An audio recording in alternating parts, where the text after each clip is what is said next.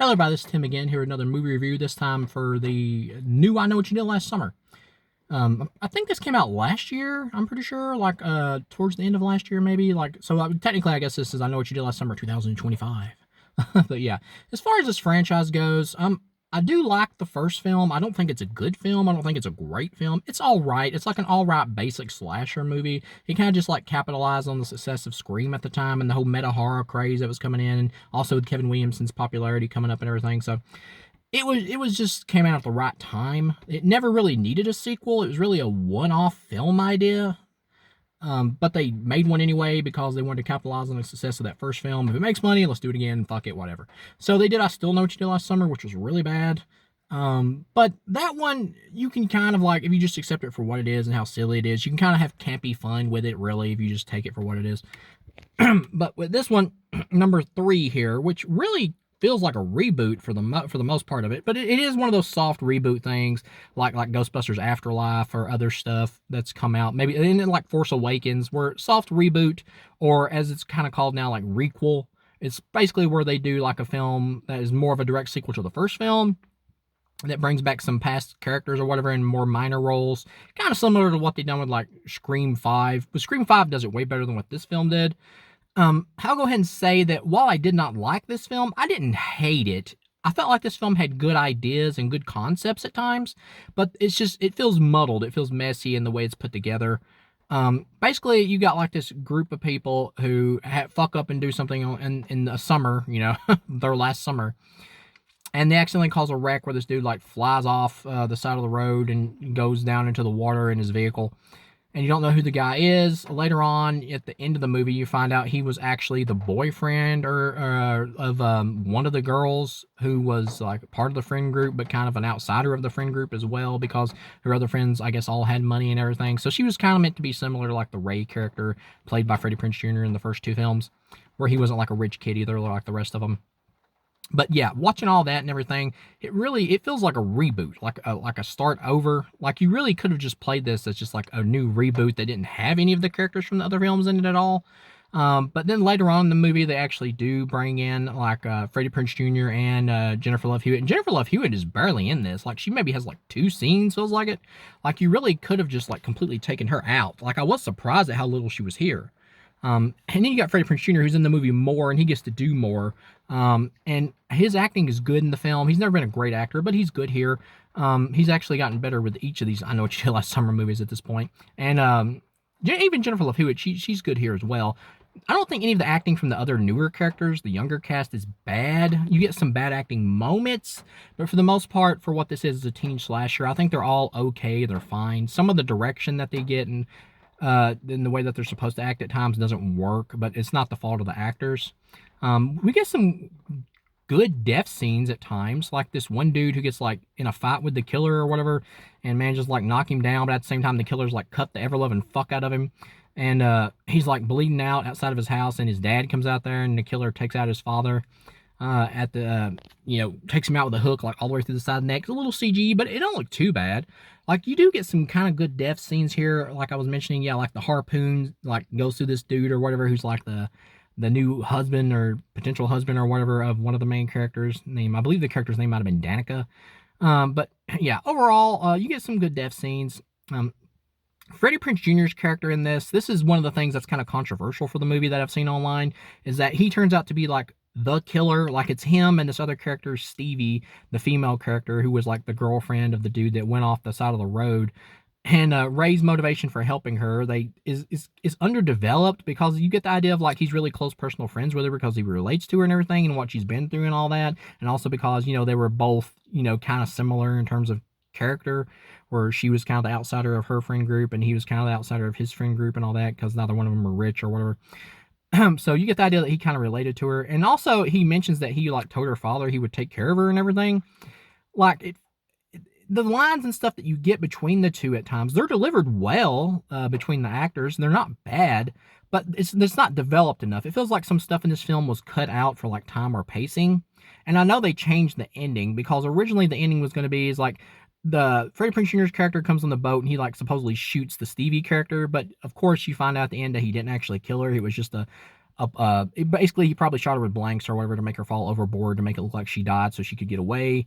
Um, and the original ending, I believe, according to leaks, was like it was going to be you after everything was over, you would see Stevie with like a different look in a different like part of the country or something, and then she would like go into the shower, kind of similar to the ending of the original film, and she was going to see like "I know what you did last summer" or whatever, I think, written on like the glass. And then somebody in a slicker was gonna like bust through the glass and charge at her, and then it was gonna cut off, just like the ending of the original film. That implying that like the main girl or whatever, the main survivor girl of the movie, the teenage character, found her and got revenge on her and took her out. Um, that would have been a better ending, in my opinion. It would have been more impactful. Instead, they take that part out and they just kind of leave it with you knowing that she's most likely alive. The movie pretty much spells it out that she's most likely alive, and that it just kind of leaves it off like, well, we can go this way with a sequel if we choose to. You know, if this did well enough or whatever. I'm not sure what this made, but if they wanted to go that direction, they could go, well, Stevie's back again. You know, they're going after Stevie or whatever.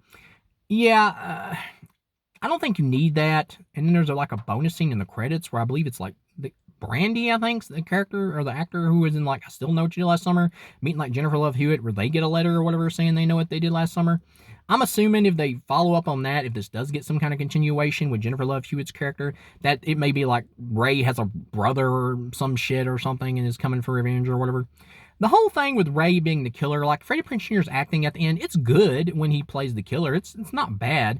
It's just that the character is his whole transformation is underdeveloped. I get what they're going for. I like the concept of it, of how the film is like obviously playing with the idea of trauma and how it turns people differently, affects the brain and everything, and how we're supposed to get the idea that Freddie Prinze Jr., Jennifer Love Hewitt, they just, because he couldn't overcome his trauma and she was choosing to try to get past hers, that caused like a bad effect in the relationship and they couldn't stay together, and that's why they broke up and everything and the relationship went to shit. But you really need to see that. You need to, if you really want to drive that home and make it work, because the concept is good, that could work as a concept for a sequel, having the Ray character become the killer. Like you could do that. And I don't even mind that. I like the concept. I'm fine if they want to go that direction to make Ray the killer. With the idea that they had with the whole trauma affecting him thing and all that, because that is a good concept. It could work. But if you are going to go that direction, they really needed to like focus more character development. We needed to see the scene or a flashback scene or something of like him and Jennifer Love Hewitt when he wasn't able to like overcome his trauma and everything, and how it affected their relationship. Like that should have been much more of like a big part of the film. But him and Jennifer Love Hewitt don't really have much screen time together until the climax of the movie. But yeah, that is what hurts the film. And then at the end of the film, like the two teenage characters that make it, it's like Danica and then this other chick who's like basically the star. They're alive at the end and they're like chatting it up and they're kind of like making jokes or whatever about the situation and all that. And it just really feels out of place because like, yeah, all your friends who you supposedly loved, they're all died brutally, and you're sitting here kind of laughing about the situation. I mean, I get maybe that's how you can like deal with the trauma or whatever, but it just felt really out of place, like the ending that we got. And obviously, I think that was also part of the reshoot because I believe the Danica character, I think the character's name is Danica, the blonde-haired girl who's kind of meant to be the replacement for Sarah Michelle Gellar. Like her character, I believe, was originally supposed to die. She was supposed to have been dead in the movie because she does get hooked by the Stevie character on the boat and gets slung overboard, but eventually she like washes up on the beach or whatever and she's still alive. I believe that goes with like a reshoot at the end, and that's maybe why the comedy was added there or whatever. This movie has definitely been fucked with by the studio. The original like version of this, before it was messed up with the studio or messed with by the studio, I still don't think would be a good movie because there is stuff that's underdeveloped that really needed to be developed, like the relationship between Ray and Jennifer Love Hewitt and like everything that's happened to them, because last time we saw them, they were totally fine and loved each other at the end of I Still Know What You Did Last Summer. So it's like, well, what the fuck happened? But yeah, overall, while I don't hate this movie, I have to give it a bad rating of a 1.5 out of a possible 4 stars, just because it has a lot of potential. It just doesn't execute itself well. The story here overall has better ideas and concepts than the second film, but it's less entertaining to watch. Just in terms of like entertainment value, because that second one has more of a silly fun factor. And here you got some good death scenes and stuff, and even good performances from Freddie Prinze Jr. and Jennifer Love Hewitt, but overall it doesn't gel together by the end. And I'm not even a huge fan of that original I Know What You Did Last Summer. But yeah, this is a 1.5 out of 4. Sadly, it doesn't work. There's good ideas here, good concepts, but it doesn't come together by the end. You really needed to focus more on like Rey's character and stuff. If they would have done that, and really made it make sense about, or more dramatically impactful why he becomes a killer or whatever, it would this film would have ended up at least being all right, or at least close to the quality of the first film, which itself is just an all right slasher.